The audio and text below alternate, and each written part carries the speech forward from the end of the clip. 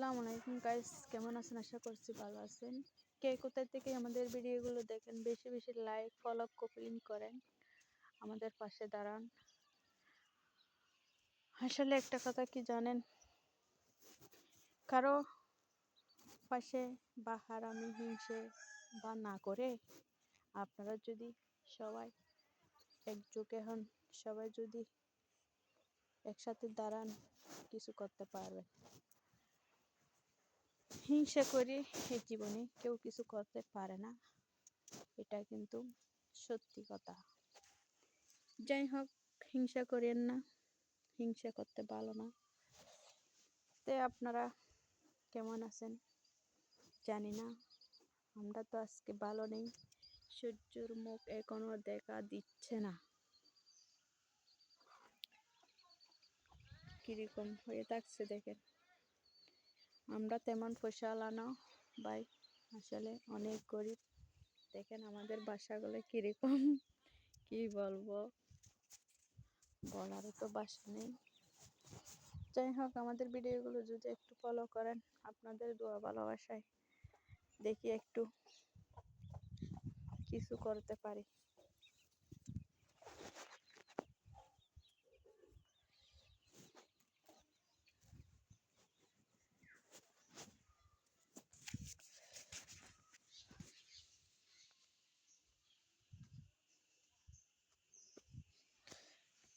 হ্যাঁ, এখানে আমি সকালবেলা সাত সকালে ভোরে ভোরে উঠি, বাইরে হাঁটতেছি। আসলে হাঁটে হাঁটে আলো বাতাস খাচ্ছি। সূর্য তো দেখা যাচ্ছে না, লোদের আলো পাচ্ছে।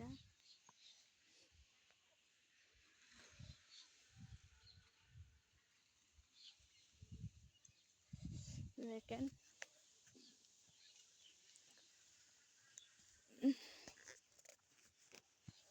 পুকুর আছে, পানি নেই, বুঝতে পারছে।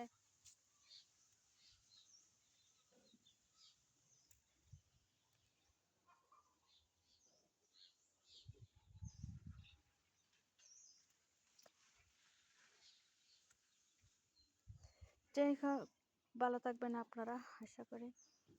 আমার শরীরটুকু কোথায় উঠছে দেখেন, আমি আর কাছের থেকে দেখাই আপনাদেরকে। একটা সয়ুর ডুয়ো দিয়েছি। আমার এই সয়ুর ডুয়োটা কোথায় পর্যন্ত উঠছে, কত পর্যন্ত গেছে আপনারা দেখেন। গাছের আগার, অনেক গাছের আগার উপর উঠছে।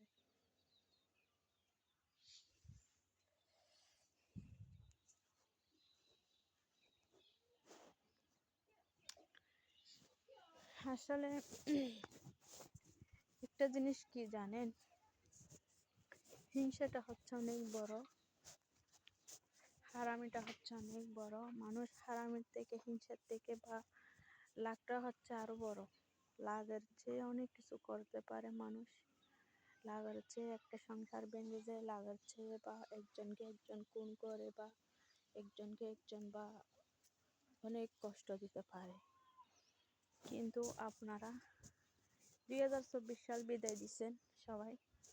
2025 সালে আপনাদের কাছে একটা অনুরোধ, একটা আবেদন, যে যেখানে আছেন ভাইয়ারা, আপুরা, ভাবিরা, সবার কাছে একটা অনুরোধ, একটা আবেদন, সবাই সবাইকে ভালোবাসা দিন, মহব্বত দিন, বা দিদার মহব্বত ভালোবাসা দিয়ে মানুষের সাথে চলেন। আচার ব্যবহার দিয়ে, আচার ব্যবহারে কিন্তু বংশের পরিচয় হয়, বংশের ভালোবাসা হয়। আচার পরিচয় ভালোবাসায় সবাই একটা একদিন বা মানে কি গিয়া করে, ঠিক আছে। তা আপনারা কারো মনে দুঃখ দিয়ে, কারো মনে কষ্ট দিয়ে বা কারো মনে বেদনা দিয়ে কারোর জীবন কখনো ভাঙতে চেষ্টা করবেন না। কারোর জীবন বা বিচ্ছিন্ন কালার বা গিয়া কালার বা অন্য কিছু সৃষ্টি করার চেষ্টা করবেন না। যে যতটুকু বা যেটাও করে সুখ হইতে পারেন, যেটা করে আপনারা বা সুখ তৈরি করতে পারেন জীবনে, এটাও করেন। না করি চুরি, না করি ডাহাত, বা না করি, সন্ত্রাসী না করি, তোমার যে মানে কি এই হারাপি আপনি যদি নিজের করে থাকি, নিজের বাসায় থাকি, আপনি যদি বা সুন্দর করে যদি নিজের ভয়েস, নিজের কণ্ঠ দিয়ে বা নিজের দিয়ে যদি আপনি যদি 2টা টাকা যদি ইনকাম করতে পারেন, কোনো দুঃখ নাই, আমাদের কোনো কষ্ট নাই। আপনারা করেন, আমরাও খুশি, কিন্তু আমাদের কোনো আপত্তি নেই। আমি মনে করি আমি নিজে যদি না খাইয়ে যদি বসে থাকি, কেউ আমার একবেলা খাওয়ান দিবে না।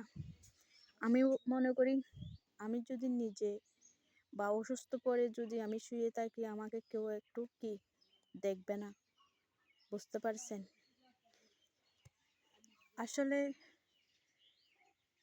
একটা বললে তো বা সংসারে আরেকটা উঠে যায়, মনে বা ব্যাগ আরেকটা উঠে যায়। আমি একটা আপনাদের মাঝে কথা বলি।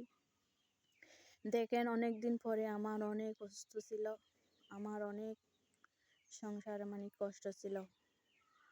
আমি একবার মানে ডাক্তার দেখাইছি, ডাক্তার চিকিৎসা করছি, এক্সরে করছি, অনেক কিছু করছি। বাপর বাড়িতে গেছি, আমি 4 বছরে বাপর বাড়িতে থাকি নাই। অসুস্থর কারণে আমি 4 বছরে 4 দিন বাপর বাড়িতে থাকছি, বুঝতে পারছেন?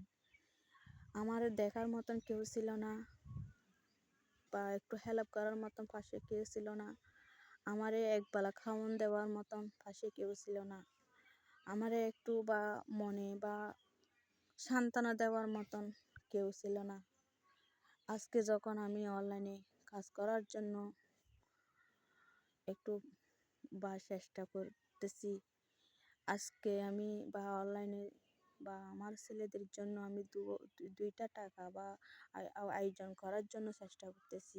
আমাকে সবাই সব কিছু বা বলতেছে, সবাই সব কিছু করতেছে, এটা সেটা, এরকম, কিন্তু আমি কারো কথা শুনে, কারো কথায় কান দিয়ে আমি করতে পারবো না।